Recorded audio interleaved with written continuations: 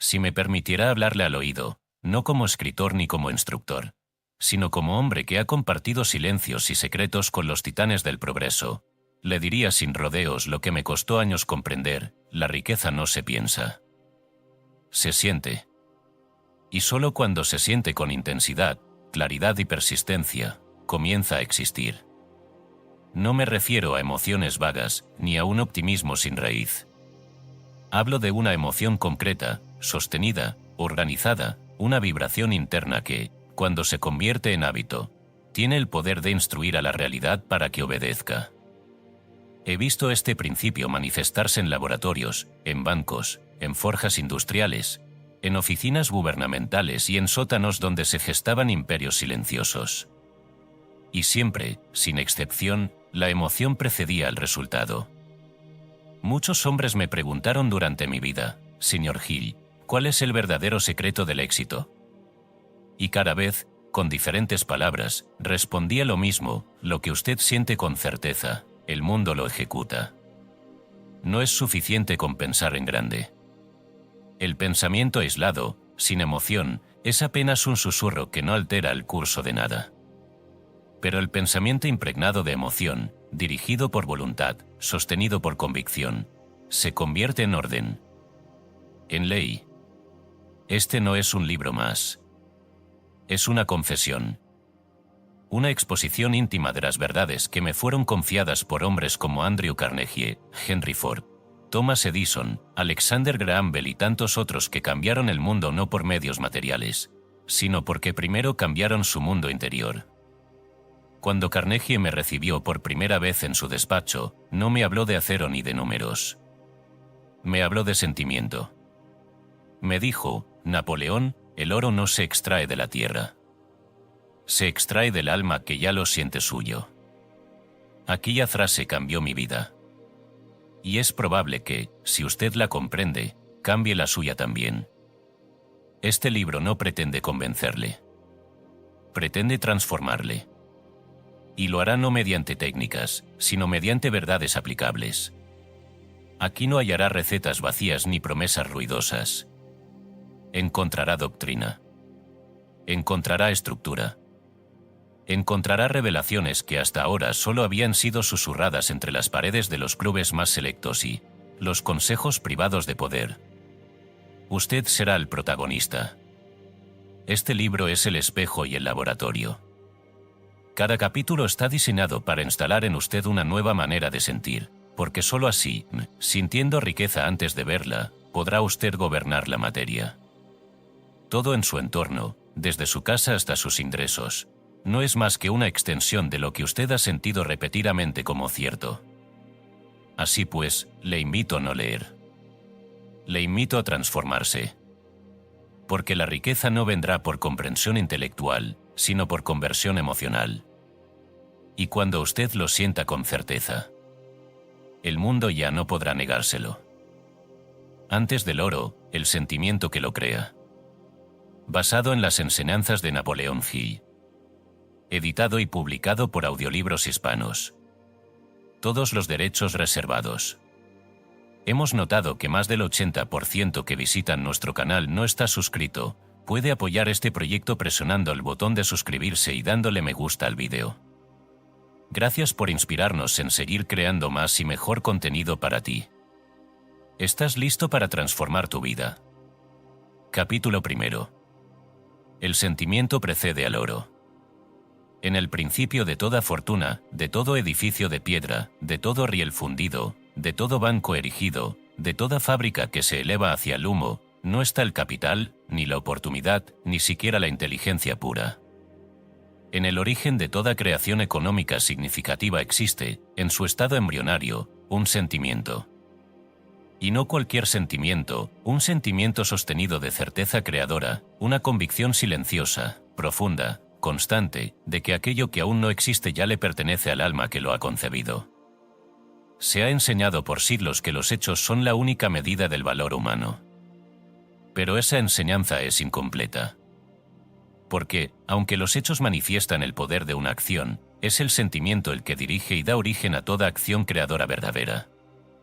Si el pensamiento es el arquitecto del futuro, El sentimiento es la fuerza que pone el cincel en la mano del arquitecto. Es el fuego que funde el acero de la voluntad. ¿Y qué es el oro sino un metal obediente, que acude solamente a quien ha encendido primero el horno de su convicción interna? Déjeme llevarle a un episodio que, aunque jamás se registró en los libros de historia, fue relatado a mi persona durante los días de investigación que condujeron a la formulación de esta filosofía. Es el caso de Elías Bromfield, un minero analfabeto de las tierras de Arkansas, quien durante 3 décadas vivió en una cabaña de madera podrida al pie de una montaña estéril. La tierra alrededor había sido abandonada por expertos que, con sus mapas y sus cálculos geológicos, declararon sin valor alguno el terreno. Pero Elías tenía un sueño persistente. Lo visitaba cada noche, y en él veía un río de oro corriendo justo debajo de su hogar. Al principio se burló de sí mismo. Pensó que se trataba de un delirio producto de la pobreza y del hambre. Pero el sueño volvió. Y volvió otra vez. Hasta que, un día, Elías despertó y pronunció en voz alta: «El oro está aquí. Me pertenece. Lo haré salir». Y empezó a cavar. Sin herramientas. Sin cálculo alguno. Sin ningún saber técnico. Cavaba movido por una emoción organizada, una certeza silenciosa que lo empujaba sin gritar. Día tras día, mientras los vecinos se burlaban, cavaba. Llovía y cavaba. El invierno llegaba y cavaba. Por dentro de su pecho no había duda, solo una paz ardiente, la paz de quien ya se sabe dueño, aunque el mundo aún no lo reconozca. Al cabo de 2 años, tras haber convertido el suelo de su casa en un agujero desordenado, Elías encontró un filón de cuarzo. Dentro, trazas de oro. No fue una fortuna inmediata. Pero fue una señal. Una señal que guió a otros, que atrajo inversión, que reveló finalmente una beta profunda. Esa tierra, despreciada por los hombres de ciencia, escondía uno de los depósitos de oro más rentables del condado. Elías murió rico. Pero más importante aún, murió confirmado por la realidad externa, no porque ella le concediera algo, sino porque ella se doblegó ante la intensidad de su emoción. Amigo lector, esta parábola no es solo un relato. Es una doctrina viviente. Usted debe saber que la materia no responde a la lógica abstracta, sino a la emoción encarnada. Lo que usted sienta con persistencia, con limpieza, con fuego contenido, será más poderoso que cualquier herramienta técnica. Esta es la ley no escrita que los grandes hombres de mi tiempo, Ford, Edison, Carnegie, conocían sin necesidad de nombrarla. Ellos sabían que no se comienza una empresa construyéndola, sino sintiéndola. Thomas Alva Edison, por ejemplo, no descubrió el fonógrafo en una noche iluminada por la razón. Lo descubrió porque, antes de hallarlo, lo sintió en sus huesos, en sus fibras, en esa parte del alma donde no se razona, sino que se afirma con una seguridad sin gritos. Me lo confesó una tarde de otoño en West Orange, cuando compartimos una conversación sobre el origen de sus inventos. Me dijo: «Gil, uno no inventa por la mente, inventa por la necesidad de lo que aún no existe». La idea del fonógrafo me golpeaba como un recuerdo de algo que ya debía estar en este mundo. Piense usted en estas palabras. Edison hablaba como si la invención no fuera creación, sino obediencia a una certeza emocional previa. Sentía lo que aún no existía, y lo sentía con tanta fuerza, que el mundo debía obedecer. ¿Y usted, lector? ¿Qué sentimiento guarda? ¿Qué certeza aún sin forma se pasea por su pecho? ¿Cuál es su mina interna aún no excavada? No le pregunto qué desea. Eso lo pueden desear todos. Le pregunto qué está usted dispuesto a sentir con tal intensidad, que le duela no verlo manifestado. Porque eso que usted se atreve a sentir, ese fuego que no depende de pruebas externas, es el que transforma al paisaje que le rodea. Comprenda esto, el universo no responde al pensamiento débil, ni a la emoción inconstante. El universo responde a la emoción sostenida, al corazón que no cede, al alma que, como Elías o como Edison, ya se sabe rica antes de tener una sola prueba visible. Por eso le digo, el sentimiento precede al oro. Es la antorcha que guía al minero en la oscuridad. Es la brújula del arquitecto. Es la orden silenciosa que le dice al mundo: yo ya he visto lo que tú aún no muestras, pero me obedecerás. Esta ley no está en los libros de contabilidad. No se enseña en las universidades. Pero la he visto operar en más de 500 hombres de éxito a quienes entrevisté a lo largo de 20 años. Todos ellos, sin excepción, creyeron antes de ver, sintieron antes de poseer, actuaron como si ya fueran, antes de que el mundo les concediera el título. Entonces, si usted desea riqueza, no empiece buscando inversión, ni ideas, ni contactos. Empiece por instalar dentro de sí un sentimiento permanente de riqueza. No una fantasía. No una esperanza. Una certeza emocional tan firme que el universo no tenga opción sino moldearse a su imagen. Ahora, cierre este libro por un instante. Siéntese en silencio. Y pregúntese, ¿qué sentiría si ya fuera rico? No qué haría. No qué compraría. ¿Qué sentiría? Y cuando esa emoción llegue, aunque sea como un murmullo, sujétela. Vuélvala hábito. Vuélvala oración. Vuélvala destino. Porque esa emoción, si usted no la abandona, se convertirá en oro. Lo prometo por todo lo que he aprendido. Y así, con esta verdad silenciosa, damos el primer paso hacia la ciencia olvidada de sentir riqueza hasta convertirla en materia. Porque el oro, lector, no se encuentra con mapas. Se encuentra con el corazón. Capítulo 2. La geometría del deseo ardiente. En la arquitectura de la riqueza hay una fuerza interior que actúa como el cimiento secreto sobre el cual se erige todo imperio visible. Esa fuerza no es el intelecto, ni la suerte, ni siquiera el trabajo duro, aunque todos ellos sean herramientas valiosas. Esa fuerza es el deseo ardiente, y es preciso entenderlo no como una emoción desbordada o una ansiedad impulsiva, sino como una estructura emocional ordenada, semejante a una caldera de vapor cerrada, que acumula presión hasta liberar energía con dirección. El común de los hombres desea como se suspira, sin método, sin disciplina, sin duración. Pero aquel que ha comprendido el arte de desear, lo hace como un ingeniero que calcula la resistencia del metal antes de construir un puente. Su deseo no es grito, es presión contenida. No es arrebato, es flujo dirigido. Permítame relatarle una historia que no llegó a los grandes titulares, pero que, como muchas de las verdades que rigen la grandeza, se encuentra escondida en el silencio de los hombres comunes que decidieron no rendirse. Me refiero a Harold Elkins, un joven impresor de Ohio en la década de 1910. Harold trabajaba en una modesta editorial local, donde se encargaba de revisar textos legales y encuadernar manuales técnicos. Tenía 18 años y una habilidad natural para las letras. Pero un día, sin previo aviso, fue despedido. La razón alegada, actitud impropia de subordinado.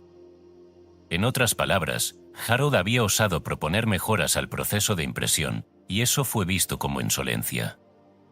Volvió a su pensión con una mezcla de ira, humillación y vacío. El tipo de emociones que a la mayoría paraliza. Pero Harold, sin saberlo aún, estaba a punto de descubrir la fórmula del deseo ardiente como estructura creadora. Aquella noche, se sentó frente a una libreta y escribió: «No volveré a mendigar espacio en imprentas ajenas. Construiré la mía». Esa frase fue su primer plano. Pero el plano no es suficiente. Lo que transformó su destino fue la decisión de convertir su indignación en una emoción sostenida, canalizada, transformada. No permitió que el enojo se diluyera. Lo encapsuló. Lo selló como quien carga una caldera con agua y fuego. Durante los meses siguientes, Harold tomó trabajos pequeños, vendió libros usados, reparó relojes, y toda ganancia la destinó a un fondo invisible, su futura imprenta. No hablaba del asunto a nadie. Pero cada noche, antes de dormir, leía su frase escrita: «Construiré la mía». Y al leerla, volvía a sentir la presión emocional de su deseo, igual que el primer día. Un año después, alquiló un sótano húmedo en Dayton, compró una vieja prensa manual y empezó a ofrecer servicios de impresión a tiendas locales. 3 años más tarde, Harold dirigía una de las imprentas más respetadas de la región. Todo eso no fue producto de un impulso, sino de una geometría emocional interna perfectamente calibrada. He aquí la enseñanza: todo deseo vulgar es como vapor escapando por una válvula abierta. No genera energía, solo ruido. Pero el deseo ardiente, sellado y dirigido, mueve trenes enteros. Piense por un momento en una caldera. El agua sola no mueve nada. El fuego por sí solo se disipa. Pero cuando el agua es calentada dentro de un recipiente cerrado, se transforma en presión. Esa presión, si es contenida, puede mover locomotoras, hacer girar turbinas, transformar pueblos enteros. Asimismo, el deseo debe ser calentado por la emoción, contenido por la voluntad y dirigido por la inteligencia. La mayoría de los hombres abren la válvula antes de tiempo. Se quejan, lloran, gritan, se desahogan. Y en ese desahogo, pierden la energía necesaria para transformar la realidad. El deseo que se expresa sin estructura es como un río que se desborda, moja la tierra, pero no riega los cultivos. Por el contrario, el deseo ardiente se comporta como un canal. No se desborda. Se orienta. Golpea exactamente donde debe golpear. Repite su curso cada día. Es monótono, si usted lo mira desde fuera. Pero es imparable. Ahora bien, ¿cómo saber si su deseo es estructurado o simplemente explosivo? Le diré cómo.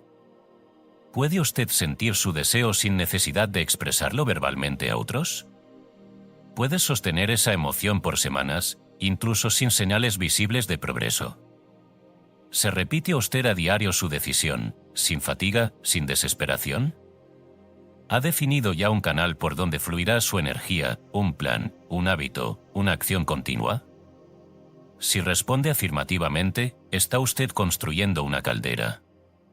Si necesita hablar constantemente de sus planes, si se enoja cuando el mundo no responde, si su motivación depende de las circunstancias externas, entonces ha dejado abierta la válvula, y su deseo se disipará como el vapor mal contenido. Los grandes hombres que conocí en mis años de investigación eran calderas humanas. Carnegie, por ejemplo, antes de tener su primer dólar, ya tenía definido internamente un sistema emocional de presión contenida. Sé exactamente cómo me sentiré cuando pueda donar una biblioteca por semana, me dijo una vez. Y aún no había construido la primera. Ese es el secreto: el deseo ardiente no nace del hambre, sino de una emoción definida de creación interna. La pobreza puede encender el fuego, pero solo la estructura emocional puede conservarlo. Usted, lector, tiene deseos. Lo sé. Pero la pregunta es, ¿tiene usted ya una caldera? ¿O está usted dejando escapar su energía por la válvula del lamento, del impulso, de la emoción desbordada? Ahora le propongo un ejercicio sencillo, pero profundo. Cierre este libro y escriba con su propia mano lo siguiente. Mi deseo es, escriba el suyo. Lo contengo, lo alimento, lo dirijo. No lo regalo al mundo en palabras vacías. Lo guardo como fuego sagrado. Y lo usaré, no para gritar, sino para construir. Léalo cada mañana. No como fórmula mágica, sino como una orden emocional repetida, como el martillo que forja el metal del destino. Recuerde, la geometría del deseo ardiente se mide como un ingeniero mide la presión. Intensidad, duración y foco. No se permite el derroche. No se tolera la fuga. El deseo desordenado arrastra. El deseo estructurado transforma. Y el mundo, créame, no obedece al que desea fuerte, sino al que desea bien. Capítulo 3. Autosugestión emocional, el arte de instruir al subconsciente. El hombre común vive dominado por impulsos que no comprende, por reacciones que no elige, por temores que no sembró conscientemente. Cree que piensa, pero no piensa, repite. Cree que decide, pero no decide, responde.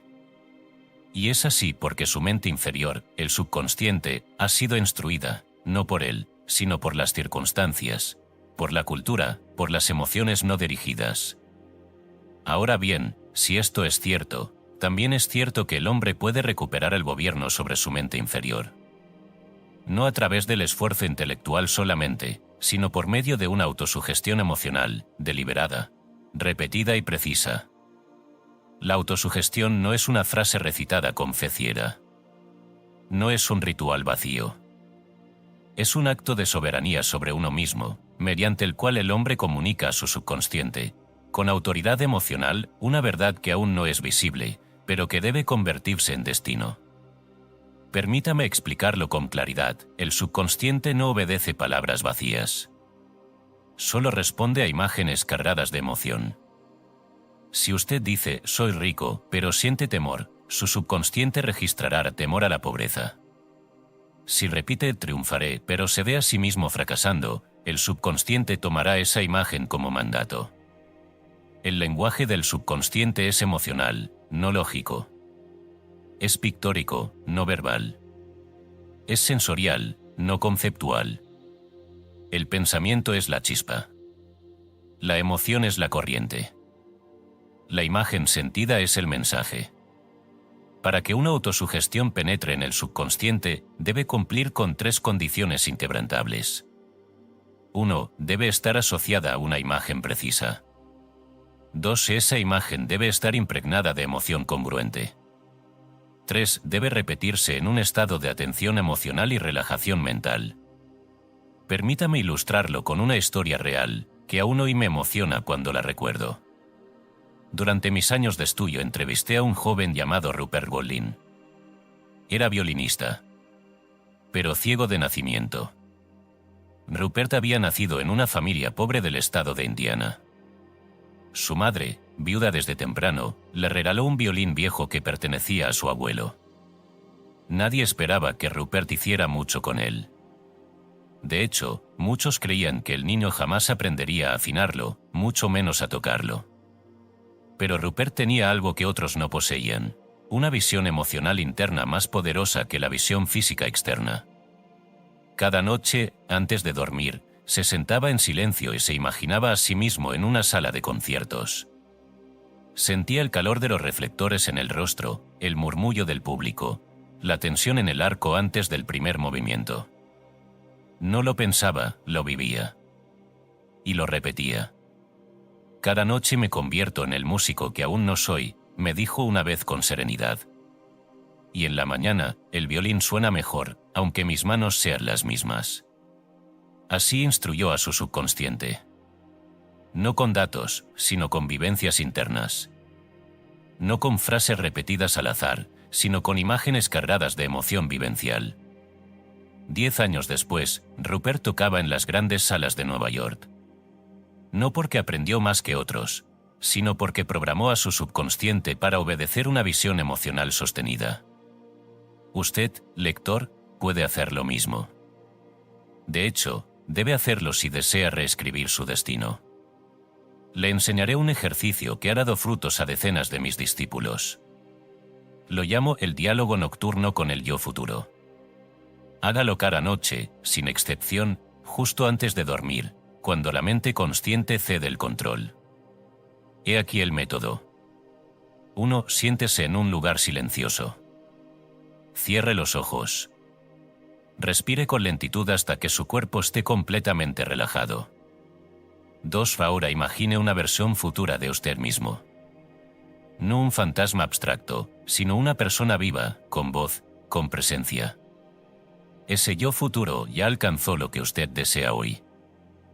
3. Escúchelo hablarle. Deje que le describa cómo es su vida. Cómo se siente. Cómo camina. ¿Qué puertas ha abierto? No imagine vagamente. Viva la escena con todos los sentidos. Vea, oiga, sienta, huela si es necesario. 4. Cuando esa imagen sea clara, trasládese a ella emocionalmente. No piense que está allí. Sienta que ya está allí. Como Rupert, siéntase en la sala de conciertos antes de haber llegado. 5. Repita esta escena cada noche. No intente convencer al mundo. Convénzase usted primero. Porque el subconsciente solo obedece a lo que usted siente como verdad. ¿Y qué ocurre cuando usted logra insertar esa imagen sentida en su mente inferior? Ocurre algo sutil, pero irreversible. El subconsciente empieza a trabajar en silencio, las 24 horas del día, para materializar aquello que ya aceptó como real. Usted comenzará a percibir oportunidades que antes no veía. Su cuerpo se moverá con una seguridad distinta. Su tono de voz cambiará. Su presencia se tornará más firme. Todo esto sin que usted lo planee conscientemente. Porque su subconsciente ya fue instruido. Ahora bien, permítame advertirle algo: la autosugestión emocional no es un juego, ni una fantasía inocente. Es un acto de poder. Y como todo poder, puede construirse o puede destruirse. Si usted permite que la emoción dominante en su vida sea la duda, la envidia, el miedo o la resignación, entonces su subconsciente obedecerá esas imágenes y construirá un entorno para confirmar su derrota. Por eso, la autosugestión debe ir acompañada de vigilancia emocional constante. Usted debe cuidar sus pensamientos como un centinela cuida al umbral del castillo. No permita el ingreso de ninguna imagen que no desee convertir en experiencia. Cada emoción sostenida es una instrucción. Cada pensamiento repetido es una orden. El subconsciente no tiene sentido del humor. No distingue entre lo deseado y lo temido. Simplemente obedece. Y lo hace con eficacia mecánica. Por eso, su deber como arquitecto de su destino es seleccionar cuidadosamente las imágenes que le entrega a su mente inferior. En las reuniones privadas que mantuve con Henry Ford, solía impresionarme la manera en que hablaba de sí mismo en tiempo futuro con la naturalidad de quien habla en presente. Me decía: Napoleón, ya he visto la fábrica que aún no he construido. Caminaré por sus pasillos, veré las máquinas alineadas. Ya puedo oler el metal caliente en el aire. No sé cuándo llegará, pero llegará, porque ya ha nacido dentro de mí. Ese era su secreto. No la maquinaria. No el capital. Sino la autosugestión emocional impregnada de convicción visual y sensorial. Ahora usted lo sabe. La riqueza, el éxito, el cambio, no comienzan afuera. Comienzan en una imagen emocional sostenida, repetida, vivida con tal fidelidad que el subconsciente no tiene más opción que obedecer. Y cuando eso ocurre, el mundo cambia. No porque usted lo haya ordenado con la boca, sino porque lo instruyó desde el fondo de su ser. Así pues, le pregunto, ¿qué imagen está usted sembrando esta noche? ¿Qué emoción repetirá mañana? ¿Qué instrucción está grabando en su mente sin saberlo? Porque, al final, usted no será lo que desea. Será lo que haya ordenado emocionalmente a su subconsciente que sea. Capítulo 4. La imaginación afectiva como taller de riqueza. Todo edificio de piedra comienza en una imagen. Toda empresa que revoluciona la industria nace primero en la penumbra del pensamiento. Pero es un error suponer que toda imagen mental tiene poder creador. La imaginación por sí sola es estéril si no está acompañada de una emoción que la eleve, la nutra y la fije como mandato interno. Lo que convierte una visión en oro no es la claridad de los detalles, sino la intensidad del sentimiento que la sostiene. La mente humana posee dos formas de imaginar. Una es la fantasía flotante, aquella que surge sin dirección, sin peso, sin compromiso emocional. Es la que llena las cabezas de soñadores vacíos que imaginan fortunas mientras no hacen más que hablar de ellas. La otra es la imaginación afectiva, una forma superior de visión interna, cargada de fuego, de convicción, de deseo ardiente. Esta segunda es la que transforma imágenes en realidad. Considere lo siguiente: un plano arquitectónico, por sí solo, no edifica una casa. Pero cuando ese plano es asumido con la certeza del constructor, con la pasión del propietario, con la urgencia del que ya vive dentro de esa casa imaginaria, entonces el plano se convierte en piedra, ladrillo y estructura. Así ocurre también con los pensamientos que usted sostiene emocionalmente. El proceso es exacto, usted imagina algo con claridad, luego le imprime una emoción congruente, deseo, fe, gozo anticipado, y sostiene esa imagen día tras día hasta que su subconsciente la convierte en plano de acción y su entorno comienza a responder. Sin emoción, la imagen es un dibujo en el aire. Con emoción, se vuelve mandato a la realidad. Permítame narrarle una historia que ejemplifica este principio con contundencia. Es el caso de Marshall Field, el magnate de los grandes almacenes, cuyo nombre aún resuena en Chicago como símbolo de visión y perseverancia. En octubre de 1871, el gran incendio de Chicago redujo a cenizas miles de edificios, entre ellos la tienda que Field había comenzado a levantar. El fuego, voraz y despiadado, destruyó su inversión, su inventario, su estructura física. Pero no pudo tocar lo más importante, la imagen emocional que él sostenía dentro de sí. Cuando otros caminaban entre escombros con la mirada perdida, Field levantó la vista y dijo: aquí, exactamente aquí, construiré la tienda más grande del mundo. Nadie lo creyó. Lo tomaron por un hombre herido, aferrado a una ilusión imposible. Pero él no hablaba desde la ilusión. Hablaba desde la imaginación afectiva, desde una imagen interna que ya ardía con más fuerza que el incendio. Durante los años siguientes, Field actuó como si ya hubiese inaugurado su tienda. Cada decisión, cada inversión, cada reunión, la realizaba con la seguridad del que ya veía el mármol, los vitrales, las columnas y los clientes entrando por miles. Esa imagen no era solo una idea, era una certeza emocional viviente, que lo impulsaba como motor secreto. Y finalmente, la tienda fue construida. Fue no solo la más grande, sino la más elegante, la más admirada, la más imitada. Pero no surgió del fuego. Surgió del taller invisible de la imaginación afectiva, que Field había aprendido a manejar con la destreza de un escultor que ya ve la estatua dentro del mármol.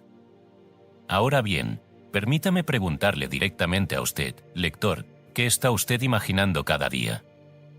¿Qué imágenes repite su mente en la soledad? ¿Son claras?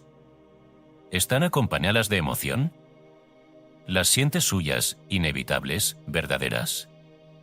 ¿O son solo fantasías pasajeras que no llegan al corazón? Y aquí una prueba sencilla para determinar si su imaginación tiene temperatura creadora. ¿Puede usted sostener la misma imagen durante al menos 5 minutos sin distracción? Esa imagen le genera una emoción visible, como un nudo en el pecho, un impulso en la respiración, una sensación de certeza. ¿Esa imagen influye en sus decisiones diarias, en sus hábitos, en su actitud? ¿Siente usted que esa imagen lo está llevando, aún sin entender cómo, hacia hechos concretos que la confirman? Si respondió afirmativamente, su imaginación está funcionando como taller de riqueza. Si no, entonces no está imaginando, está divagando. La imaginación afectiva requiere disciplina. No es un juego de la mente ociosa. Es una práctica del alma entrenada. Exige repetición, silencio, visualización detallada y, sobre todo, una emoción congruente que la acompañe como corriente subterránea. Cuando Henry Ford me explicaba su método de creación, solía decir: yo no fabrico automóviles. Yo veo familias viajando. Veo libertad en las carreteras. Veo granjeros llegando al pueblo. Esa es mi visión. El automóvil es solo el instrumento. Así trabajaba su imaginación, no desde el producto, sino desde la emoción que el producto generaría. Esa visión emocional se convirtió en diseño, luego en prototipo, luego en industria. Así funciona siempre. La emoción precede a la forma. La visión precede al objeto. Por eso, si desea usted riqueza, no comience por calcular presupuestos. Comience por construir con detalle y con emoción la imagen de lo que desea lograr. Véalos en su mente. Camine por su oficina futura. Observe las paredes, el mobiliario. Vea su cuenta bancaria. Sienta el papel de los cheques. Escuche las conversaciones. Pero sobre todo, sienta que todo eso ya le pertenece. porque la imaginación sin emoción es arte sin alma. Y el éxito es un arte del alma. Ahora bien, ¿cómo sostener esa imagen cada día? Le daré una herramienta simple pero poderosa. Cada mañana, antes de iniciar sus actividades, tómese 5 minutos para cerrar los ojos y revivir su imagen con todos los sentidos. Inúndela de emoción. No basta con verla, debe usted vivirla internamente como si ya estuviera en ella. Hágalo con fe, con repetición, con entusiasmo. Y observe cómo su subconsciente comenzará a organizar los pasos para acercarle oportunidades, personas, ideas, caminos. No es magia. Es ley.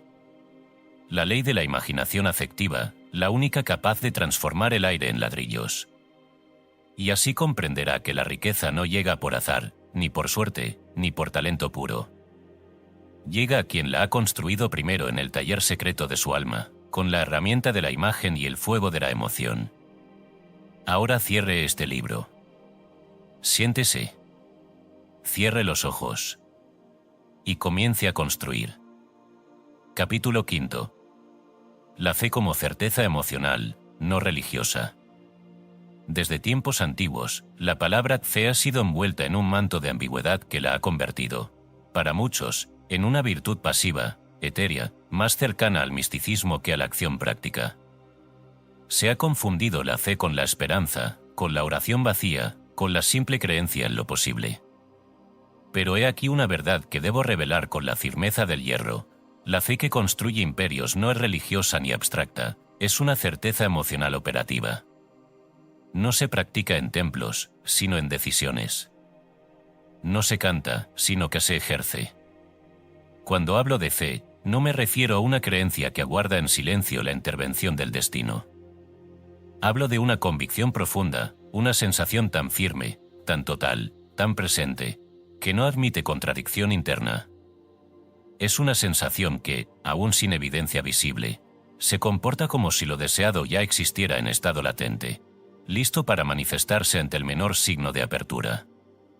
Esa clase de fe no se aprende en libros. Se instala en el corazón del hombre que ha decidido no aceptar otro resultado que la victoria. Le contaré una historia que me fue confiada por un pastor metodista del estado de Kansas, quien fue testigo directo de la transformación de una de sus feligresas. Su nombre era Edith Campbell.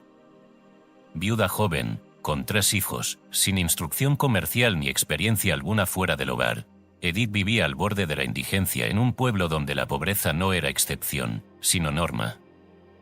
Pero Edith tenía algo que la distinguía: no podía, emocionalmente, aceptar el fracaso como una opción válida. Cada vez que la miseria amenazaba con mostrar su rostro, Edith sentía dentro de sí una repulsión tan fuerte, una negación tan visceral, que su subconsciente rechazaba esa posibilidad como quien escupe veneno. No sabía cómo triunfaría. Pero sabía, con una certeza inexplicable, que no estaba destinada a arrastrarse por el mundo. Un día, mientras horneaba pan para sus hijos, la única harina que quedaba en casa, sintió algo semejante a una visión. No fue una voz celestial, ni una aparición, sino una certeza interna que la empujó a escribir en un pedazo de papel Edith's Bread Shop. Esa noche, durmió como si ya tuviera la tienda. Soñó con el olor del pan horneado en masa, con clientes entrando, con monedas en la caja.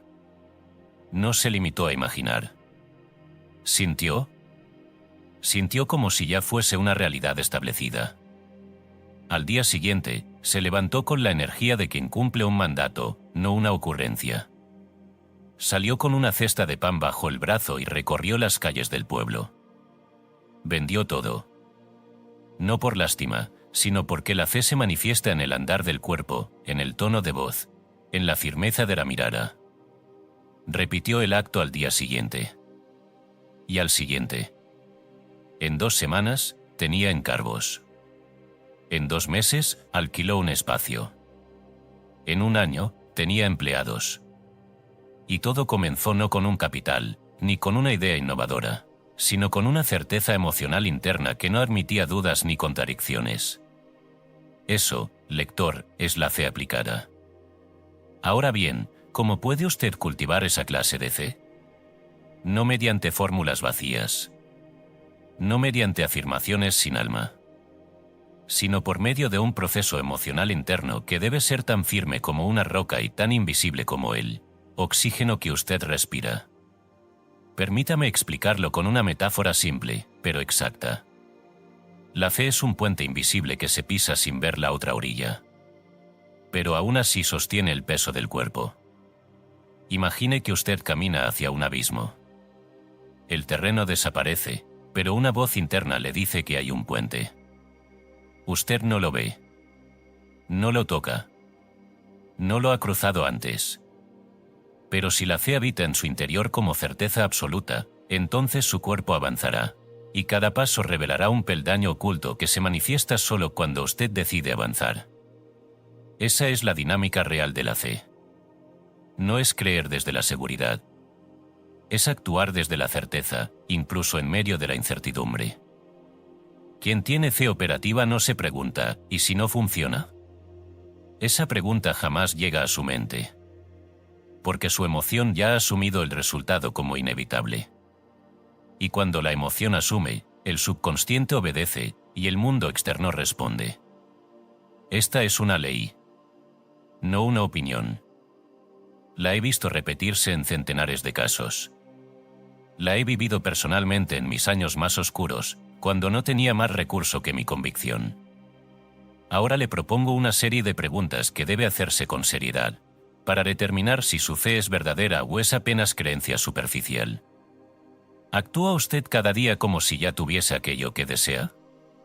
¿Habla con la certeza del que ya ha vencido o con la duda del que aún espera permiso del mundo? ¿Qué imagen lo acompaña en silencio, la del triunfo ya logrado o la del fracaso temido? ¿Se siente molesto cuando imagina el fracaso, como si algo interno se revelara con violencia? ¿Avanza usted incluso cuando todo parece cerrarse? Si ha respondido afirmativamente, su fe está activa. Si no, entonces debe usted construirla. Y se construye no con esfuerzo externo, sino con repetición emocional interna. Cada mañana, al despertar, repita con sentimiento una imagen de su éxito. Cárguela de certeza. Véase dentro de ella. No le diga al mundo lo que está haciendo. El mundo no necesita saberlo aún. Su subconsciente sí. Y cuando esa imagen esté tan afianzada en su interior que no pueda imaginar otra posibilidad, entonces sabrá que ha cruzado el puente. Y que el suelo bajo sus pies, aunque no lo vea, lo sostendrá. Así actuaron los grandes hombres de mi época. Edison, al fallar 1000 veces, no dudaba. Porque su certeza no estaba en la ciencia, sino en la emoción. Ford, al iniciar su fábrica, fue rechazado por banqueros, pero su fe ya le mostraba el coche circulando. Carnegie, aún sin fortuna, ya se sentía como un magnate del acero. Todos ellos no creyeron, sintieron. Y ese sentimiento se convirtió en sustancia. Amigo lector, la fe no es esperar. Es decidir. No es desear. Es asumir. No es orar por intervención. Es ordenar desde dentro, con una emoción tan clara, tan total, que el universo entero, tarde o temprano, le obedece. Y si usted desea convertirse en hombre o mujer de riqueza, no empiece acumulando monedas.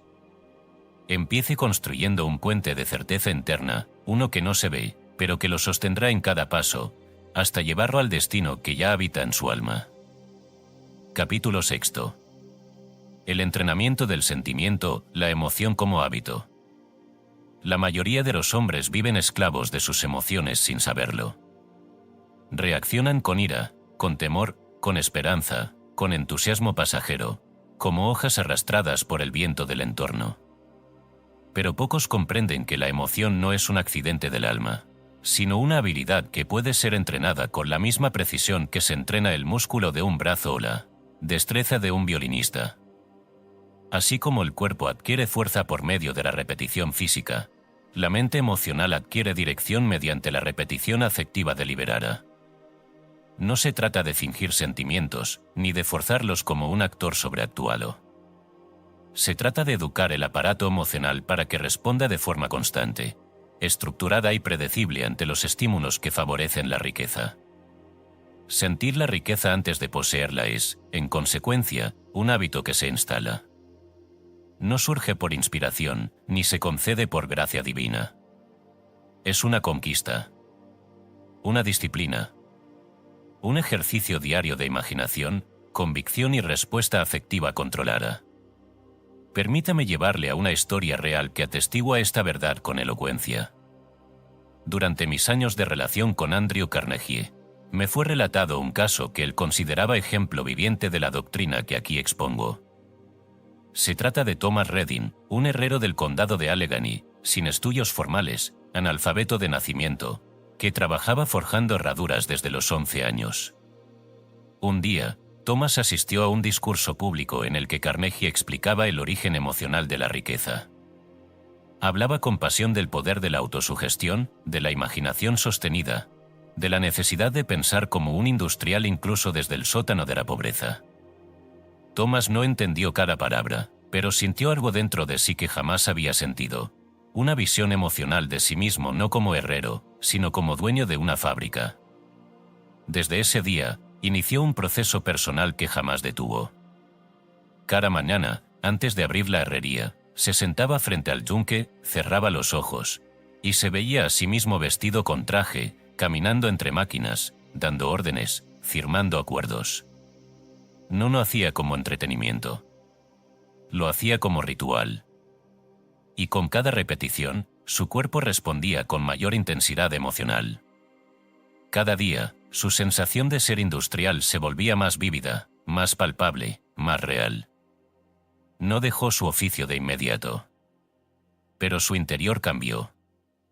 Y con él, su lenguaje, su actitud, su modo de hablar con los clientes, su mirada, su andar. Al poco tiempo, uno de sus clientes, al ver su determinación, le ofreció asociarse en un pequeño taller. Thomas aceptó. 10 años más tarde, su nombre figuraba en los directorios industriales de Pittsburgh. Jamás aprendió a leer. Pero aprendió a sentir con dirección, y eso fue suficiente para cambiar su destino. ¿Qué ocurrió realmente en este caso? ¿Qué poder transformó al herrero y letrado en empresario? No fue la suerte. No fue el capital. Fue el entrenamiento del sentimiento, repetido con tal constancia que su subconsciente se vio obligado a obedecer, y luego la realidad exterior se ajustó a esa nueva programación emocional. Y usted, lector, puede hacer lo mismo. Le enseñaré ahora la técnica de la repetición emotiva, que es el instrumento esencial de este capítulo. La repetición emotiva consiste en revivir cada día una escena emocional precisa de su futuro deseado, hasta que esa escena deje de ser ajena y se convierta en parte natural de su experiencia interna. El propósito no es imaginar por imaginar, sino sentir hasta transformar. He aquí cómo proceder. 1. Seleccione una escena simple pero significativa, usted firmando un contrato, entrando a su oficina, abrazando a su familia tras un logro, recibiendo una suma de dinero esperada. 2. Cierre los ojos. Vea la escena. Pero más aún, sienta su cuerpo dentro de ella. ¿Qué experimenta su pecho? ¿Qué impulso recorre su espalda? ¿Qué temperatura tiene esa emoción? 3. Repita esa escena cada día, a la misma hora, por no menos de 5 minutos. No cambie de imagen. Mantenga la misma. Porque lo que buscamos no es variedad, sino profundidad. 4. A medida que la repita, aumente la carga emocional. Involucre la respiración, el tono interno, incluso el lenguaje físico si es posible. Hable como hablaría ese usted futuro. 5. Al cabo de semanas, esa escena dejará de ser un acto voluntario y se convertirá en un reflejo. Usted la sentirá incluso sin invocarla. En ese momento, su subconsciente habrá aceptado la orden. ¿Y qué hacer con las emociones negativas? ¿Qué ocurre cuando el temor, la duda, la comparación intentan ocupar el espacio interno? También aquí hay un método. Toda emoción negativa debe ser tratada como vapor excedente en una caldera. No se combate directamente, porque eso le da más fuerza. Se redirige. Se usa como combustible para el deseo superior. Si usted siente miedo al fracaso, no lo reprima. Transfórmelo. Use ese miedo como impulso para aferrarse con más fuerza a la escena de su éxito. Si siente envidia, no se avergüence. Use esa energía para alimentar su deseo, diciéndose, esto es señal de que estoy reconociendo lo que deseo. Ahora lo convierto en determinación. Toda emoción, incluso las negativas, pueden ser transmutadas si se integran al proceso de repetición emocional dirigida. Y así llegamos a una conclusión clave: la emoción no es espontánea. Es entrenable. Usted no siente porque sí. Siente porque ha sido condicionado a hacerlo. Pero puede, desde hoy, reprogramar ese condicionamiento con la misma eficacia con que se entrena una habilidad física. Esta es una verdad que transforma destinos. Usted puede entrenarse a sentir como rico, aunque esté rodeado de carencia. Y si logra sostener ese sentimiento durante el tiempo suficiente, la realidad se verá forzada a obedecer. Porque el oro, como ya lo he dicho, no responde al deseo vago, sino al sentimiento organizado. Entrene su emoción. Repita su visión. Sostenga su imagen. Y convierta su sentimiento en hábito. El mundo pertenece, no al que desea intensamente, sino al que ha aprendido a sentir con precisión, con constancia, con propósito. Capítulo 7. El miedo, el sentimiento antagonista que estanca el oro. No hay fuerza más destructiva para la creación de riqueza que el miedo no reconocido. No importa cuán ardiente sea su deseo, cuán clara sea su visión, cuán firme sea su disciplina, si su interior alberga miedo no transformado, ese miedo anulará, socavará y terminará por descomponer la arquitectura de su éxito. El miedo es el enemigo silencioso que se disfraza de prudencia, que se oculta bajo el rostro de la lógica, pero que en realidad es un sabotador emocional cuya única misión es impedirle avanzar. El miedo, bien entendido, no es ausencia de valor, sino una corriente emocional poderosa, paralela al deseo, que requiere ser dominada, montada y dirigida. Destruir el miedo no es posible, ni necesario. Intentarlo sería como intentar matar el fuego. Pero lo que sí es posible, y absolutamente necesario, es convertir ese miedo en impulso, en dirección, en hambre. Considere usted que el miedo y el deseo comparten la misma naturaleza. Ambos son emociones profundas, cargadas de energía, capaces de generar imágenes, reacciones corporales y decisiones. La diferencia es que el miedo anticipa la pérdida, mientras que el deseo anticipa la ganancia. Pero ambos operan con la misma intensidad. Y cuando los dos coexisten, el miedo suele vencer, no porque sea más fuerte, sino porque el hombre no ha aprendido a gobernarlo. Permítame narrarle un caso real que ejemplifica este principio con crudeza y redención. En 1913, conocí a un joven inmigrante italiano de nombre Vittorio Mancini, quien había llegado a Nueva York tras escapar de la miseria y la violencia de su aldea natal en Calabria. El miedo, en su caso, no era una idea, era un recuerdo vivo. Había visto morir a su padre en manos de soldados, había escapado con su madre entre explosiones, y durante años, vivió con el cuerpo tenso y el alma cerrada, como si cada día fuera una trinchera. Al llegar a América, no hablaba inglés, no tenía oficios útiles, ni conocidos. Su primer trabajo fue barrer boderas en el puerto. Pero cada noche, me dijo años después, soñaba con fuego, con gritos, con oscuridad. El miedo lo perseguía como un perro hambriento. Pero un día, ocurrió algo. Mientras observaba a su supervisor repartir órdenes, sintió rabia. No contra él, sino contra su propia sensación de parálisis. Ese fue el punto de inflexión. En lugar de seguir reprimiendo su miedo, decidió convertirlo en combustible. Comenzó a estudiar inglés por las noches. Aprendió contabilidad de un viejo que trabajaba en la misma bodega. Se acercó a comerciantes italianos que le enseñaron los rudimentos del oficio. 5 años después, Vittorio fundó su primera tienda. 10 años después, importaba aceite de oliva desde Génova. Cuando le pregunté qué había cambiado, me dijo algo que jamás olvidaré. Napoleone, io non ho vinto la paura. L'ho cavalcata. No vencí al miedo. Lo monté. Esa, lector, es la clave. El miedo es como un caballo salvaje. Si usted huye de él, lo perseguirá. Si intenta destruirlo, se romperá usted mismo. Pero si lo monta, si toma las riendas, si lo obliga a ir en la dirección de su propósito, entonces ese miedo se convierte en velocidad. Ahora bien, ¿cómo identificar el miedo oculto?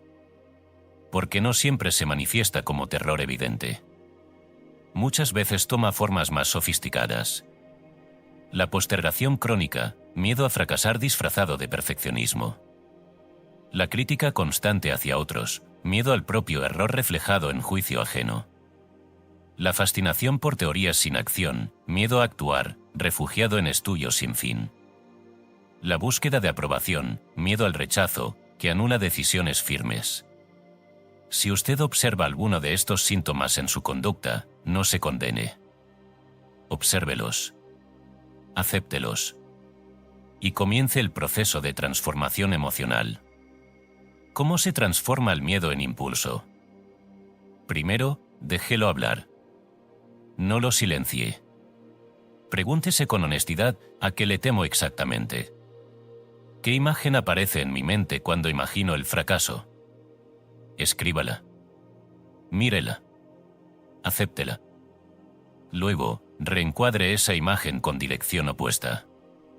Por ejemplo, si el miedo es quedarse sin dinero, imagine la escena contraria, usted entregando un sobre con billetes a su familia, caminando con calma al banco. Y ahora viene lo esencial, sienta esa imagen nueva con la misma intensidad con que temía la anterior. Haga esto todos los días. Reemplace una escena emocional por otra. No racionalice. Siente, porque solo se anula una emoción mediante otra más poderosa. En segundo lugar, convierta ese miedo en acción inmediata. Si teme hablar en público, agende una conversación difícil. Si teme invertir, comience con una suma pequeña.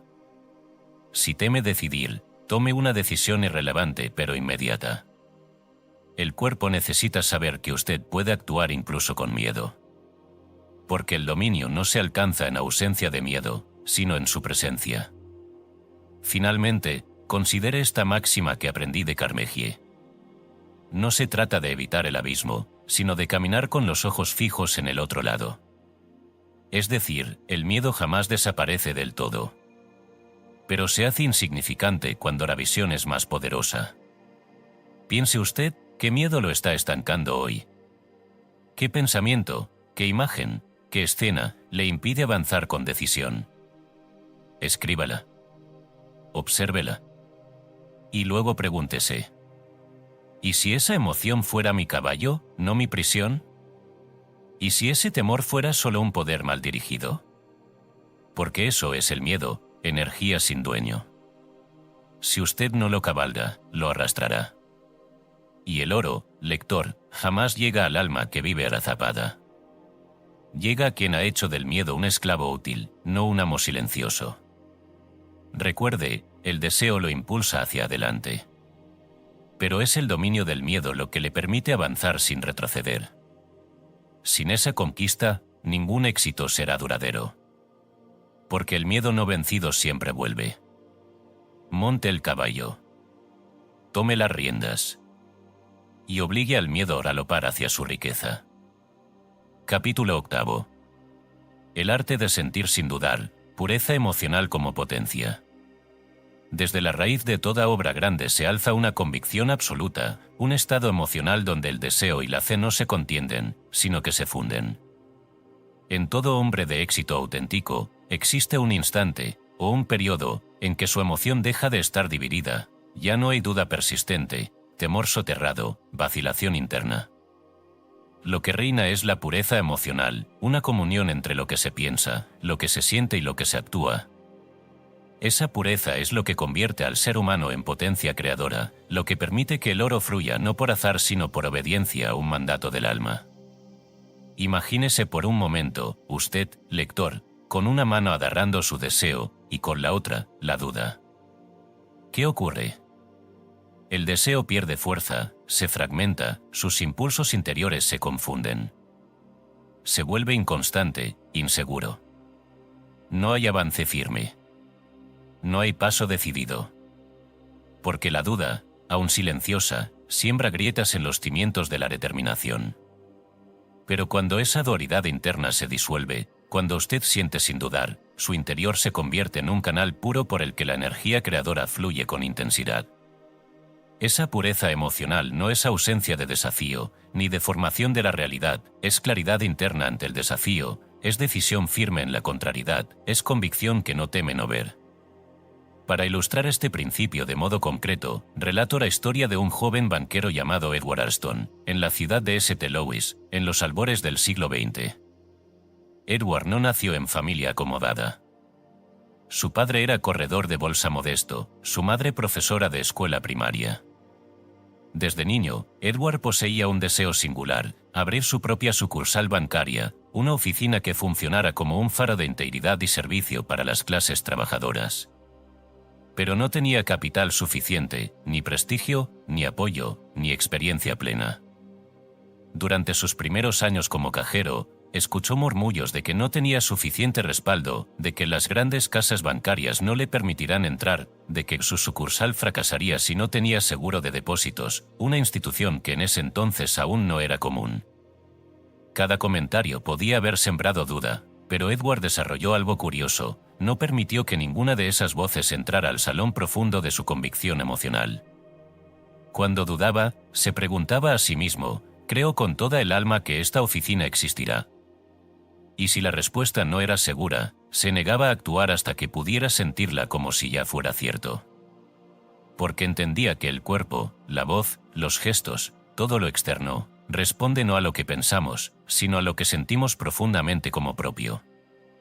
Un día, en reunión con inversionistas, Edward presentó su idea de abrir una sucursal en un distrito obrero, con servicios bancarios básicos para obreros, comerciantes pequeños, trabajadores migrantes. No habló de cifras de rentabilidad, aunque las tenía preparadas, sino de lo que su banco sería un refugio de honestidad, de seguridad, de confianza. Vio en su mente los rostros de quienes confiaban en él, vio la puerta abierta que chirriaba, vio el escritorio pulido, el timbre que anunciaba llegada de clientes. Y lo más importante, sintió el orgullo, la responsabilidad, la certeza inquebrantable de que ya era banco, aunque el edificio aún fuera préstamo, la puerta aún estuviera alquilada. Esa emoción pura, no dividida por temor o por duda, impresionó a algunos de los inversionistas, no por lógica, sino por intuición, ellos vieron que quien hablaba ya lo vivía. Esa pureza emocional fue lo que hizo que le creyeran para entregar el primer préstamo que permitió aperturar la sucursal. Prestaron confianza no solo al plan, sino al hombre que se había convertido, internamente, en esa sucursal. Y así, Edward Alston inauguró su primera sucursal, no porque tuviera más dinero que otros, sino porque su interior ya la había construido en emoción plena, sin fisuras. Cada día de operación, mantuvo esa pureza, envió cartas bancarias como si ya tuviera red establecida, conversó con clientes como si su clientela ya confiara en él, enfrentó la competencia con serenidad de quien sabe quién es, no de quien mide quién es. Esta historia no es mera anécdota. Es paradigma. Porque muestra que lo que la carne no ve puede ser mucho más real que lo que la contabilidad refleja. Porque la emoción pura, sin dudar, moldeó lo invisible hasta llevarlo a lo visible. Usted, lector, debe examinar su vida con ojos de cirujano espiritual para detectar las contradicciones internas, las dudas encubiertas, los celos silenciosos, las voces críticas interiores que erosionan la pureza. Aquí algunos ejercicios introspectivos para iniciar esta purificación emocional. 1. En silencio, examine sus deseos más profundos. Cuando piensa en ellos, ¿qué siente? Alegría, orgullo, certeza, temor. 2. Identifique cada duda que surge.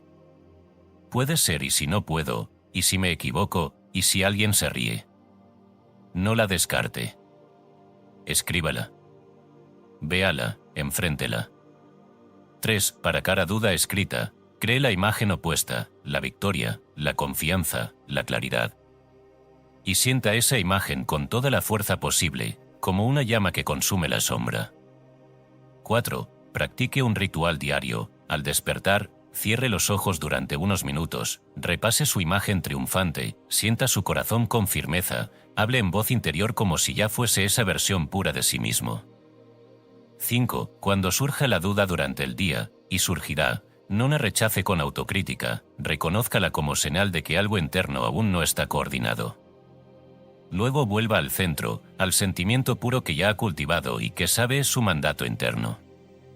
En este ejercicio encontrará pruebas de fuego. Momentos en que su emoción se tambalea, que la duda parece más fuerte, que los prejuicios sociales se presentan como obstáculos reales. Allí está la prueba, no para derrotarlo, sino para templarlo, para mostrarle dónde se halla la fisura que debe sellar. Porque pureza emocional no significa perfección. Significa coherencia. Significa que su interior no hable un idioma distinto al de su deseo. Que lo que piensa, lo que siente y lo que actúa estén alineados bajo la misma vibración interior. Que no haya área de su alma que diga no puede mientras otra dice sí, ya es mío. Este capítulo es, pues, una prueba de fuego. Usted la atravesará. No para demostrar a los demás, sino para demostrarse a sí mismo que la pureza emocional existe dentro suyo, que puede vivir sin esa división que debilita tantos sueños. Al final del día, la riqueza verdadera exige sentir sin dudar. Porque la duda es la grieta por la cual se escapa el oro. Y quien purifique su emoción, quien sella la fisura interna, convierte su interior en templo donde la abundancia puede morar. Ahora, lector, le pregunto, ¿dónde siente usted esa grieta? ¿Qué pensamiento, qué imagen, qué emoción lo separa de la certeza? ¿Está dispuesto a confrontarla hoy, purificarla internamente, hasta que su deseo y su fe sean uno solo? Porque solo entonces, cuando la pureza emocional sea su norma, el oro obedecerá sin vacilación. Capítulo 9. Cómo instruir al mundo con tu sentimiento. El mundo no es una masa inerte de materia que responde a leyes frías. Tampoco es un azar que premia o castiga según capricho. El mundo es entramado de personas, circunstancias, objetos, tiempos y oportunidades. Es una sustancia maleable que puede ser instruida, dirigida y hasta obligada a responder, cuando se enfrenta al poder de una emoción sostenida, clara, firme y unificada. El hombre común cree que debe convencer a los demás con argumentos, suplicar aprobación, negociar méritos o esperar que las puertas se abran por sí solas. Pero el hombre que comprende la naturaleza de la emoción como potencia instructiva, no espera, no suplica, no se disculpa. Él siente, y su sentimiento actúa como una orden secreta que el mundo, sin comprender por qué, termina obedeciendo. Todo lo creado por el ser humano, cada invento, cada empresa, cada civilización, fue primero una emoción proyectada hacia afuera. No una idea. No una intención. Una emoción dominada y emitida como decreto invisible. Permítame traer al centro de esta enseñanza la figura de Thomas Alva Edison, un nombre que ya ha aparecido en estas páginas no por casualidad, sino por necesidad, pues fue ejemplo vivo de este principio. Mucho antes de convertirse en el mago de Menlo Park, Edison fue considerado por muchos como un soñador sin método, un hombre con más entusiasmo que sentido práctico. Y cuando ideó el fonógrafo, esa extraña máquina que podía grabar y reproducir sonido, fue rechazado por una veintena de posibles patrocinadores. Le dijeron que era imposible. Que nadie querría escuchar voces metálicas saliendo de un cilindro. Que el público jamás aceptaría un aparato que desafiaba las leyes del sentido común. Y sin embargo, Edison no discutía. No pedía fe. La imponía con su convicción emocional. Cada vez que describía su invento, lo hacía como quien narra algo ya existente. Hablaba del fonógrafo no como una idea por probar, sino como una realidad inminente que ya vibraba en su interior. Y eso, sin saber cómo, terminaba ablandando la resistencia de quienes lo escuchaban. Uno de sus asociados más escépticos me confesó en una conversación personal que era imposible no creerle a Edison, porque él no te hablaba desde el deseo, sino desde la certeza. Esa es la clave. Edison no pensaba en convencer. Edison sentía hacia afuera. Su convicción era una ola que golpeaba el ambiente, que se filtraba en los diálogos, que modelaba la materia a su favor. Y usted, lector, debe comprender que esta facultad no es privilegio de genios. Es derecho de todo hombre que domine sus emociones al punto de convertirlas en instrucción al universo. ¿Cómo se siente hacia afuera? ¿Cómo se instruye al mundo con una emoción? En primer lugar, el sentimiento debe estar completo. Esto significa que no puede estar dividido por duda, ni debilitado por deseo intermitente. Debe ser como un cincel sostenido por la voluntad, golpeando el mismo punto día tras día. Luego, ese sentimiento debe proyectarse en 3 direcciones. 1. Malas personas, su convicción debe impregnar su trato con los demás. Cuando habla de su proyecto, su tono, su mirada, su postura deben decir, esto ya existe. Las palabras importan menos que la vibración emocional que usted emite. Y si esa vibración es fuerte, las personas cederán. No por lógica, sino porque la emoción instruida tiene más poder que 1000 argumentos. 2. A las circunstancias, las condiciones externas rara vez serán perfectas. Pero usted debe caminar como si ya lo fueran. Esa actitud, llena de certidumbre emocional, obliga a las circunstancias a alinearse. Porque el mundo, repito, no es una estructura fija. Es una sustancia obediente. 3. A la materia misma, este punto puede parecer elevado, pero es esencial. El espacio, los objetos, el tiempo, responden al mandato emocional. No me refiero a fantasía. Me refiero a hechos concretos, puertas que se abren, coincidencias que emergen, recursos que aparecen. ¿Por qué? Porque la emoción es una orden silenciosa que la materia reconoce. Considere el arquitecto. Él no golpea la piedra con las manos. Tampoco le rueda al terreno. Él imagina, diseña, proyecta. Y su voluntad impone la forma a la materia. Así también debe actuar usted, no como mendigo del destino, sino como diseñador emocional de su mundo. ¿Y cómo se entrena esta capacidad? Mediante lo que llamo el ritual de proyección emocional.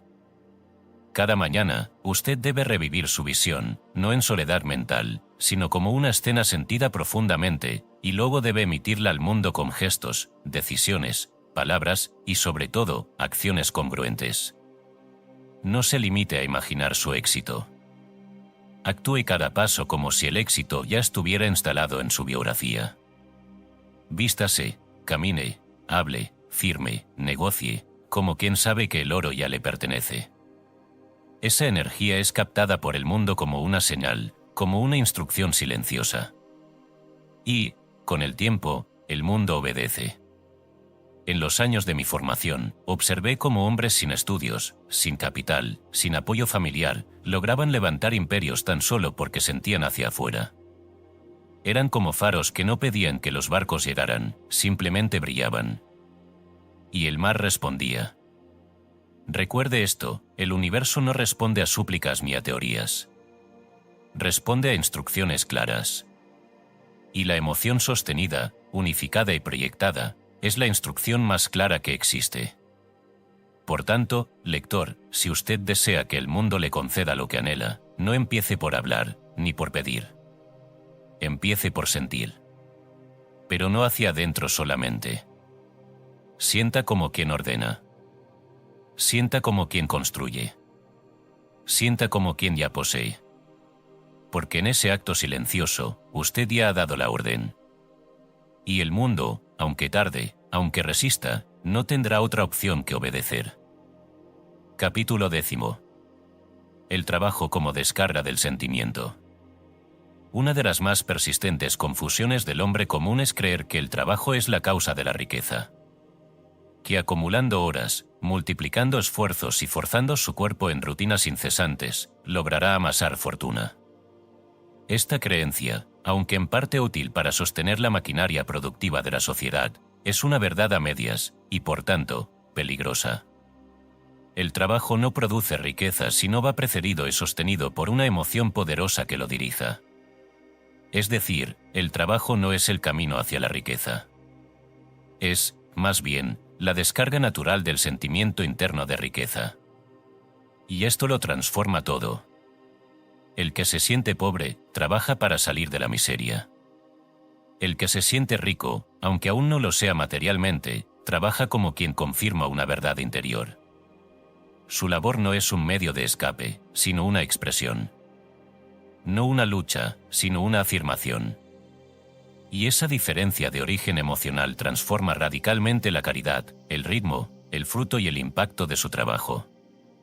Permítame ilustrar este principio con una historia verídica que, aún hoy, conservo en mi memoria como uno de los ejemplos más exactos del poder del sentimiento sobre la labor. En la ciudad de Cincinnati, en el año 1902, vivía un hombre llamado Samuel Brover. Zapatero de profesión, había heredado un pequeño taller de su padre, quien a su vez lo había heredado de su abuelo. 3 generaciones de hombres curvados sobre suelas, remendando cuero, respirando polvo, soñando poco. La calle en la que se hallaba su local era modesta, sin brillo, y Samuel, a los ojos de sus vecinos, era un trabajador honrado más, sin mayores ambiciones. Pero dentro de Samuel ocurría algo distinto. A diferencia de su padre y su abuelo, él no veía el taller como un refugio de subsistencia. Lo veía como el germen de un imperio.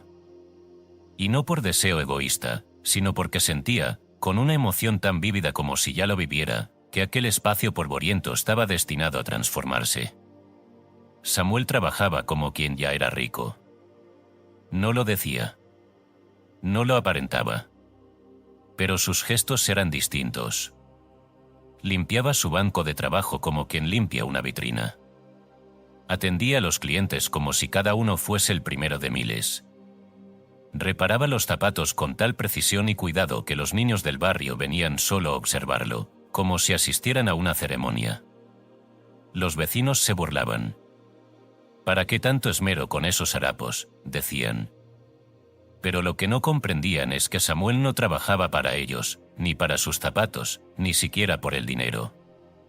Trabajaba porque en su interior ya se sentía dueño de una cadena de tiendas y su emoción necesitaba manifestarse. El taller era apenas la primera descarga visible de esa energía. Al poco tiempo, comenzó a recibir pedidos desde barrios vecinos. Luego, desde otras ciudades. Su reputación se volvió leyenda. Y cuando decidió abrir su segunda tienda, no lo hizo con temor ni sorpresa, sino con la naturalidad de quien da el siguiente paso lógico en una visión ya sentida. En menos de 10 años, Samuel Brover tenía 14 locales. Cada uno con los mismos estándares. Cada uno con empleados entrenados no solo en técnica, sino en actitud emocional. Porque Samuel les enseñaba no solo a remendar zapatos, sino a trabajar como hombres ricos, aunque aún no lo fuesen. Este, lector, es el secreto profundo: el trabajo tiene valor no por su cantidad, sino por la caridad emocional que lo precede. Un acto sencillo hecho con espíritu de riqueza vale más que 1000 horas de labor mecánica ejecutadas desde la carencia. Y por tanto, debe usted preguntarse: ¿desde qué emoción trabajo cada día? ¿Trabajo como quien cumple condena o como quien ejerce dominio? ¿Cada acción que realizo descarga mi visión o refuerza mi temor? Porque si su trabajo no es una prolongación natural del sentimiento interno de abundancia, entonces se convertirá en castigo, en fatiga, en encierro. Pero si lo es, entonces será celebración, construcción y multiplicación. ¿Cómo transformar el trabajo en expresión de riqueza? Primero, invoque cada mañana su sentimiento de éxito. No empiece por los quehaceres. Empiece por el recuerdo emocional de lo que está construyendo. Cierre los ojos, respire profundo, y vea, sienta, su obra culminará. Segundo, actúe cada tarea con conciencia de propósito. incluso las más simples. Cuando escribe una carta, hágalo como quien comunica con dignidad. Cuando atiende a un cliente, hágalo como quien representa una marca. Cuando barre su lugar de trabajo, hágalo como quien prepara el suelo para el porvenir. Tercero, elimine el lenguaje del sacrificio. No diga tengo que trabajar. Diga voy a construir. No diga ojalá termine pronto. Diga cada acto me acerca a lo que ya soy por dentro. Y cuarto, transmita este espíritu a los demás. Su entorno responderá. Sus clientes lo notarán. Sus socios lo sentirán. Porque el trabajo ejecutado desde la riqueza interna emite una vibración que el mundo reconoce y respeta. Cuando uno trabaja con intención creadora, el tiempo se alía. La fatiga disminuye. Las oportunidades llegan sin forzarlas. Porque el universo reconoce a quien ya está actuando como emisario de una riqueza sentida. Samuel Brover no hizo fortuna por vender zapatos.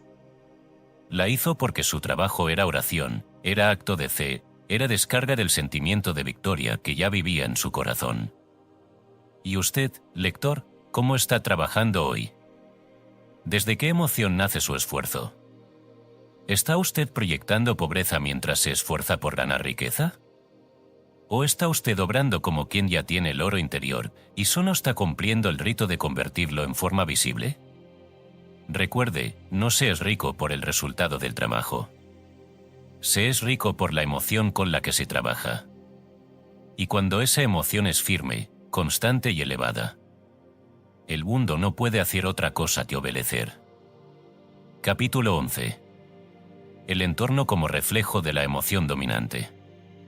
Cuando uno entra por la puerta de su casa, puede creer que lo primero que ve es el mobiliario, los cuadros, los muebles, el aroma de la comida.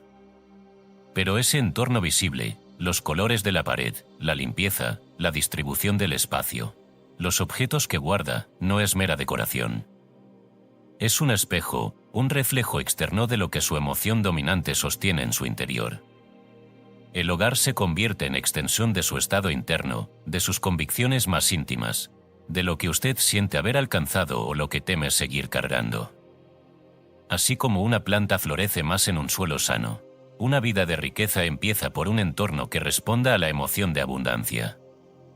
No porque el entorno cree riqueza por sí mismo, sino porque refuerza, diariamente, lo que usted siente internamente. Cada objeto, cada puerta abierta, cada luz encendida, cada espacio despejado es un eco de la emoción que lo habita. Permítame contarle una historia de Boston, ciudad vieja de adoquines, barcos y comercio, donde una mujer llamada Margaret Sinclair transformó su hogar para cambiar su destino. Era viuda, madre de 2 hijos, pequeña comerciante que vivía en una casa modesta en la parte norte de la ciudad. Había pasado años aceptando la carencia, muebles gastados, poca iluminación, rincones oscuros donde ni la imaginación se atrevía a soñar. Una tarde fría, Margaret sintió dentro de sí un deseo que ya no aceptaba ver su hogar en sombras. No tenía dinero para grandes reformas, pero sí tenía convicción. El lugar donde habito debe reflejar lo que siento que merezco. Comenzó limpiando. Tiró lo que ya no servía, lo que acumulaba polvo, lo que recordaba frustración. Pidió prestada pintura blanca para las paredes, colocó mantas limpias y colores claros. Sustituyó cortinas oscuras por otras que dejaban entrar luz. Compró, con lo poco que pudo, una planta, un espejo de árbol viejo, una mesa con superficie lisa y clara. Cada cambio fue hecho no solo como mejoras materiales, sino como símbolos de abundancia ya vivida. No pasó mucho tiempo antes de que las oportunidades comenzaran a doblar su puerta. Un cliente habitual vio su vitrina repintada, el umbral limpio, el aire más luminoso. Dijo: «Margaret, algo ha cambiado en tu tienda». Otro vecino le confió una información de pedidos que nunca habría compartido si ella siguiera viviendo en la penumbra. Un inversor local le ofreció un crédito modesto para ampliar su comercio. Y Margaret, madre de 2, vio cómo su vida cambiaba, no porque los muros tuvieran magia, sino porque su emoción dominante exigía reconocimiento, emitía una señal clara al mundo: Aquí vive alguien que ya no se conforma con menos. En ese acto de rediseño del hogar, Margaret no solo transformó la apariencia de muros y objetos. Transformó la relación que su entorno tenía con ella y que ella tenía con su entorno.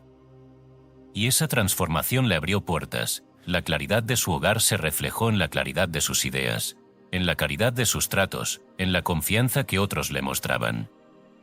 Como leer el entorno como espejo. El entorno externo es oro de diagnóstico.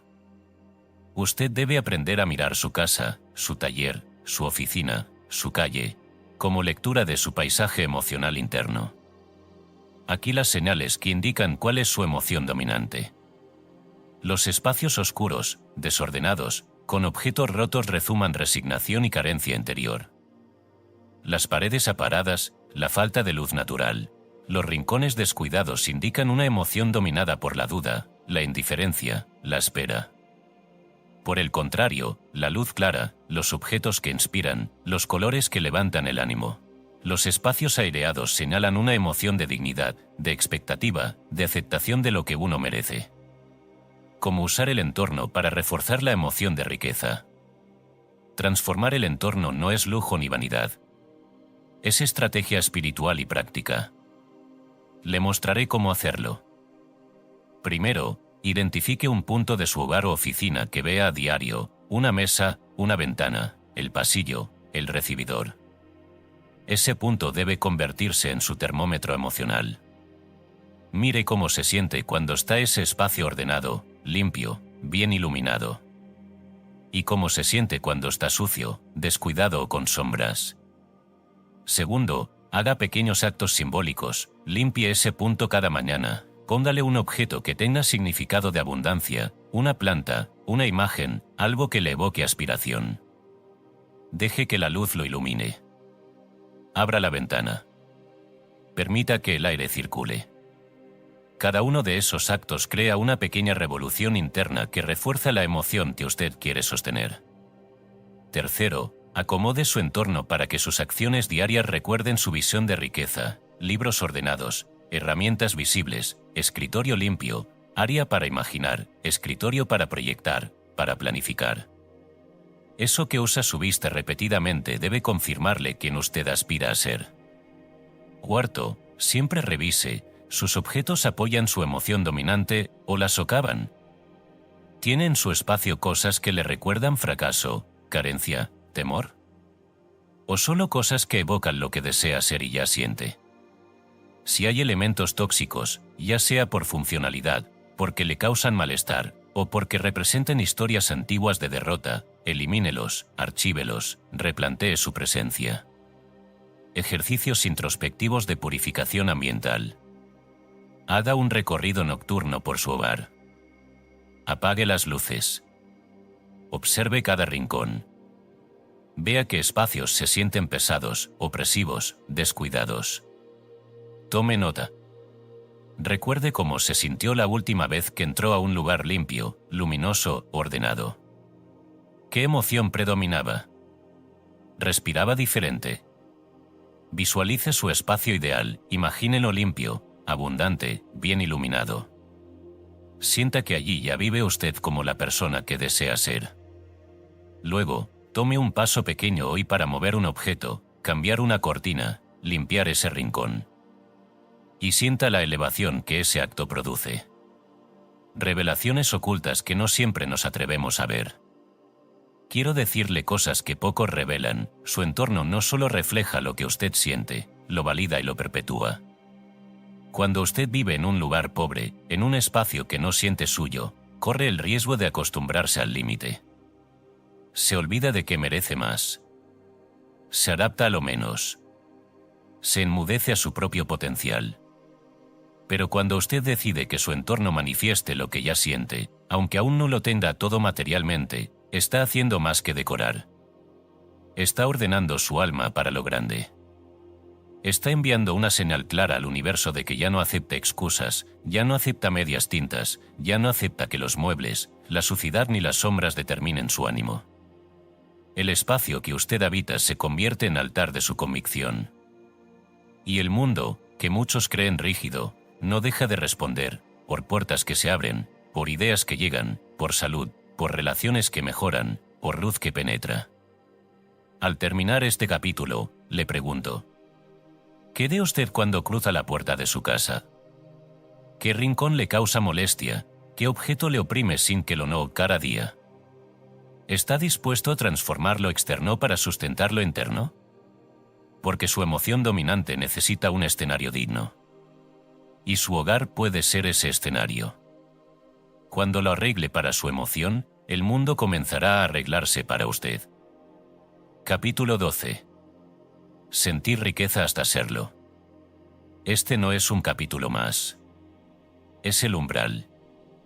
El punto donde el lector, si ha caminado con atención por las páginas anteriores, debe dejar de ser espectador del conocimiento para convertirse en su encarnación.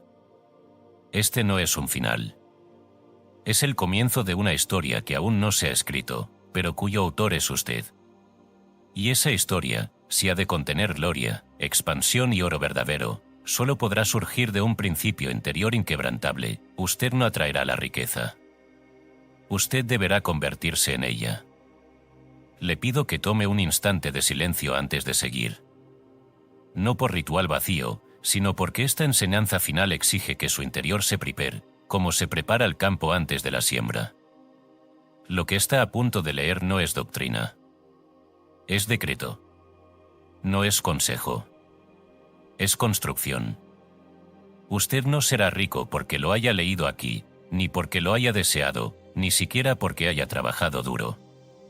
Usted será rico cuando su emoción de riqueza haya desplazado por completo toda otra forma de sentir. Cuando no quede en usted ni una partícula de duda, ni una sombra de carencia, ni un gesto de autocondescendencia. Cuando su tono al hablar, su andar, su mirar, su modo de estar en el mundo, todos sean el reflejo inequívoco de alguien que ya lo es todo, aunque todavía no lo tenga todo. La riqueza no llega como recompensa. Llega como eco. Es el eco vibrante de una emoción total que ha sido sostenida con precisión, con fe, con repetición, con poder. Los grandes hombres que ha conocido este mundo no fueron tocados por la fortuna, la fundaron en sí mismos antes de verla en el banco.